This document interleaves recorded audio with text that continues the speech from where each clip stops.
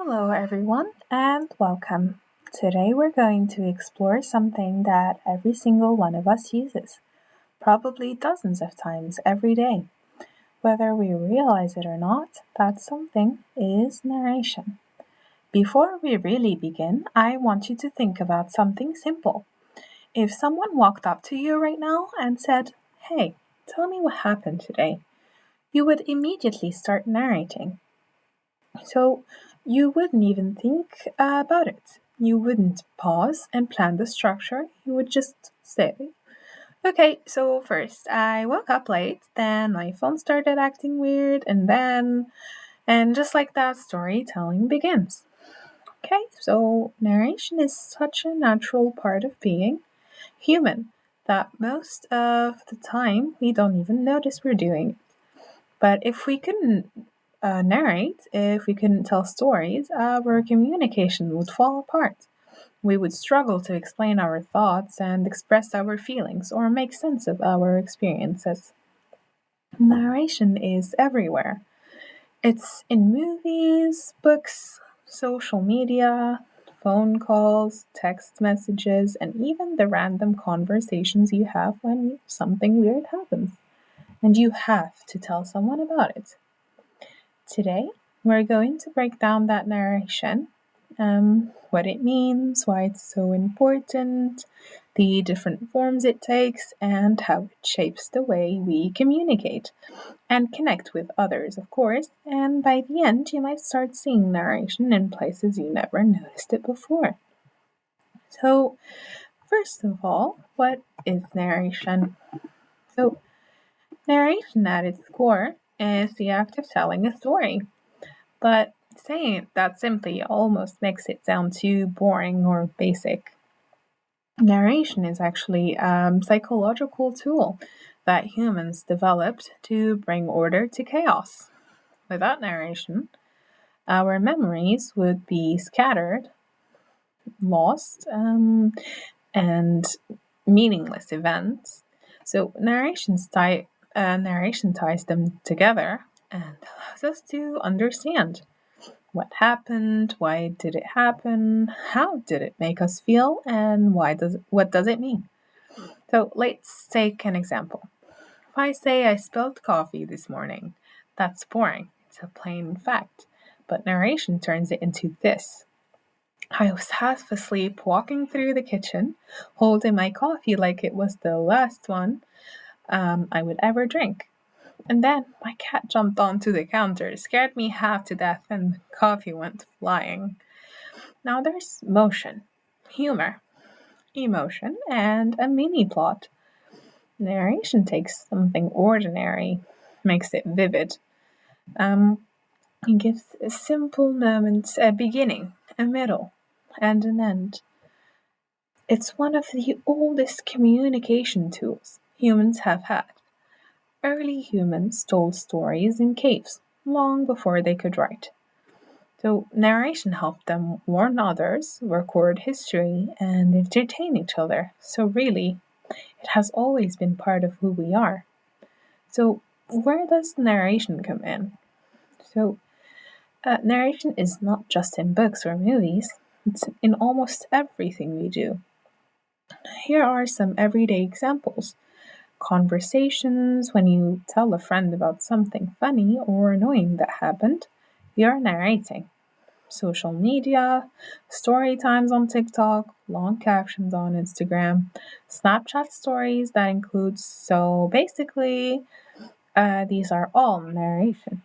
Texting, when simple texts like, "Oh my god, you won't believe what happened," are the start of a narrative, as well as news reports, when reporters say, "Here's how the event unfolded," or entertainment like podcasts, Netflix shows, YouTube videos, all narrative driven. Narration is literally everywhere. Once you start noticing it, you'll realize how much it guides the way we think and communicate. So, what are the types of communication or narration? So, first of all, personal narrations. So, this is the storytelling you do about your own life. When you tell someone about your first day of school, about a funny mistake you made, or about something strange that happened. That's personal narration. This form is powerful because it shows people who you really are. Fictional narration. So, this is storytelling from imagination. Novels, movies, video games, comics, fairy tales, all of these use fictional narration. Fiction lets us explore ideas, worlds, and emotions we can't experience in reality. So, what about historical narration? This type usually retells real events from the past. Think about documentaries, museums, textbooks, or even a family member telling you what life was like when they were younger. Historical narration helps us understand where we came from. So, let's talk about informational narration now. This includes explanations and step by step processes. If you've ever watched a how to bake this or how this works or a DIY video, that's informational narration. It organizes information in a way that's easy to digest. So let's talk about the purposes of narration now. Okay, first of all, this telling a story. This is the most obvious purpose. Humans need stories. It's how we make sense of events. Without narration, everything would feel chaotic. Narration helps us organize events, like, for example, what caused what led to what the outcome was. It gives everything structure and meaning. And that's why every culture in the world uses storytelling. It's our way of making sense of life. So, second of all, entertaining. Let's be honest. Humans love entertainment. We love dramas, we love suspense, humor, we love mystery, we also love action and adventure. All of these depend on narration. So imagine your favorite movie without narration. Imagine your favorite show with no story. Imagine TikTok without story time videos. So entertainment would basically disappear. They would all become boring and unconsumable. Narration is what keeps us emotionally involved and invested. Okay? So purpose number 3, to teach or to give a model or to explain. Okay? So stories teach us lessons in a way we actually remember. Think about fables, the tortoise and the hare, and the boy who cried wolf. Okay? So you remember the lessons because of the story. So modern movies do the same thing. Stories teach us about courage, honesty, loyalty, responsibility, and consequences. Okay, so teachers also use narration to explain ideas. Parents use narration to teach kids. Friends use it to help each other learn from experiences as well. So, narration really makes lessons stick. So, for our next purpose, narration helps explain complicated ideas. Think about tutorials, documentaries, or about how teachers explain new topics. Okay, so they don't just give random facts, they organize information like a story so we can follow it. Without narration, explanations would be confusing and frustrating. Okay, so for our next purpose, okay, to connect people. This is one of the most important purposes. Narration builds relationships. When you tell someone a personal story, you're letting them into your world. You're showing them your emotions, your memories, your perspective. So that kind of sharing builds trust. It helps people bond. It also strengthens friendships. So, in that sense, narrations is how humans connect. Okay, so some examples of narration. Here we have fairy tales, novels, TikTok story times, YouTube videos, podcasts as well, comedy routines, and family stories. Okay, let's not forget about news reports, history lessons, and conversations with friends or family, of course, or really any stranger, even in the street. So basically, anywhere there's communication, everywhere there is narration. Okay, so I know we've been explaining how it's literally everywhere, but let's go a bit deeper into why it matters, or give a few facts about why it matters. So, narration matters because it helps us understand events, it helps us remember information, it lets us express emotions, it makes communication richer, it also creates empathy between humans and with another, with each other. So it builds relationships, of course, and shapes culture and shares culture as well. So it connects past, present, and future, as well as past generations and new ones. So narration is not just a tool, it's part of how humans think. So let's summarize. Okay, so for narration, it tells stories, it entertains us, it explains ideas.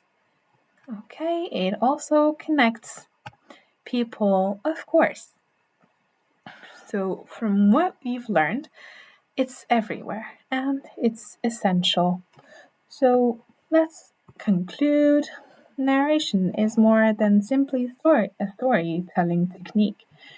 It is the foundation of how we communicate and connect. Without narration, our world would feel disconnected. Facts would be scattered, emotions would be harder to express, relationships would feel weaker. So, narrations is the glue that organizes chaos into order. When we tell stories, we're not just sharing events, we're sharing pieces of ourselves. We're letting people in to see our thoughts, our memories, our fears, our humor, and our emotions. This is why narration has been part of human culture since the beginning of times. So, long before books, long before written language, before sat around fires, um, they used narration to pass down knowledge, traditions, warnings, and lessons. It helped people survive, it helped them bond, it helped them understand their place in the world.